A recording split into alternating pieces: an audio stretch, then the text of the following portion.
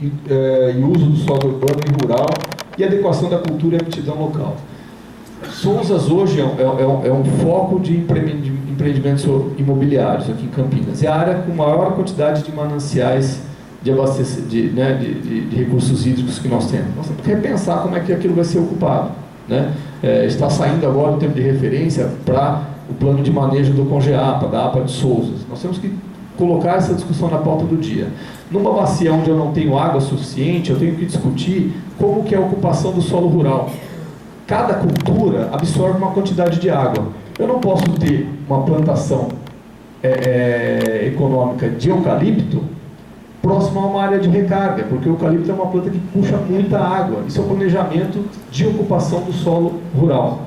Então, eu não posso ter uma plantação de arroz próximo a essas áreas. Eu preciso discutir como que os meus agricultores vão utilizar essa água. Não há o mínimo controle, existem alguns cadastramentos, mas calcula-se de 2 a 3 vezes mais agricultores que retiram água indiscriminadamente, ninguém sabe com qual quantidade, por quantas horas do dia, da nossa bacia. Nós precisamos mapear isso e fazer um investimento pesado, talvez, em gotejamento, né, não usar aspersores. Nós temos que fazer um controle dessa situação.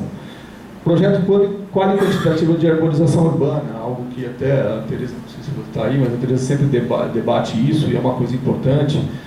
Nós estamos retirando água do nosso aquífero, o pouco que nós temos, de forma indiscriminada, inclusive nas cidades. Isso não está fazendo recarga. Estive conversando com o pessoal de Olambra essa semana. Eles andaram perfurando poços com mais de 130 metros e não localizaram água. Quando você normalmente um poço aí com 80, 90 metros era para achar água. Ou seja, nós estamos tendo rebaixamento do nosso aquífero.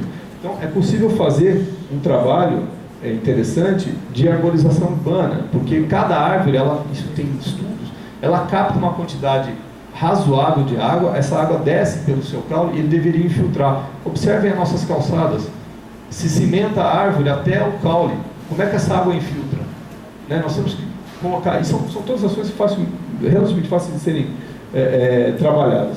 Projeção de reservatórios municipais, nessa crise o que se demonstrou, não há plano B. A grande parte dos municípios captam a fio d'água, ou seja, captam a água que está passando. Se tiver um acidente com uma carga perigosa, um caminhão, a montante da captação de água dos municípios, primeiro, eu não sei o tempo de trânsito, não tem estudo adequado de tempo de trânsito. Caiu aquela carga de combustível, de ácido, de qualquer produto químico. Quanto tempo ela demora daquele ponto até a captação de água dos principais municípios? Eu tenho que saber isso para poder paralisar a captação do município naquele período. Não se sabe. Tá, eu suspendo aquela captação por um determinado período. Aonde eu tenho a reserva de água? Eu quase não tenho, porque eles captam praticamente o que capta, trata e abastece em poucas horas, em poucos dias. Então, pensar em reservatórios municipais. Avanços na irrigação, já disse, planos municipais de conservação do solo, é uma ideia que tem sido ventilada, que pode ser trabalhada. Incentivo fiscal para aproveitamento de água de chuva e de reuso. Quer dizer, aqueles hoje que resolvem implantar um sistema de captação de água de chuva na sua casa, por exemplo, fazem por visão ecológica, porque não há um incentivo, eu falo em termos de toda a bacia, para que haja, por exemplo, uma diminuição no IPTU por 5 anos, para ele fazer uma compensação dessa água que ele utiliza na descarga, que ele utiliza para regar plantas, controle e manutenção de estradas rurais com aumento de infiltração, saneamento rural, controle de erosão de áreas produtoras, aumento de infiltração, que eu já coloquei aqui também, e modificação na forma de aprovação do Plano Estadual de Recursos Hídricos. São essas ideias que podem ser operacionalizadas, toda a tecnologia existe, nós podemos efetivá-las. E apenas como uma finalização aí, que já me foi dado há mais de 10 minutos, o prazo de 5 minutos para acabar. O que acontece? Quando a gente lê, né, os comunicados, quando explodiu a crise, né, em fevereiro, a crise hídrica, o que foi feito? Foi criado um grupo técnico de assessoramento, o GETAG, com a participação da ANA, do DAE, da Sabesp, do Comitê PCJ, são 5 integrantes, e esse grupo a cada 15 dias se reúne, faz um balanço do que está acontecendo, uma projeção do que vai acontecer e qual deve ser as medidas adequadas.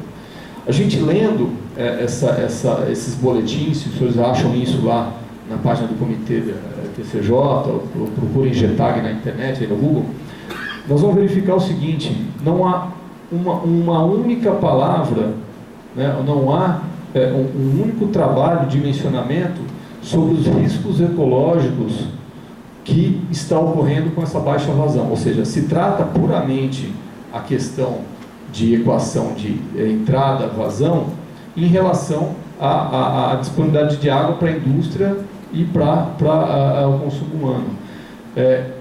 Eu tenho dito isso, os senhores procurem na internet.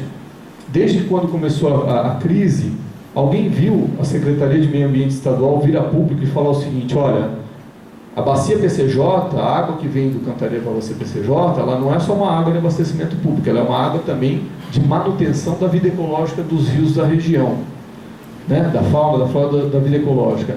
Eu não vi o secretário de Meio Ambiente do Estado de São Paulo vir uma vez a público dizer que integrar e exigir que isso fosse mantido.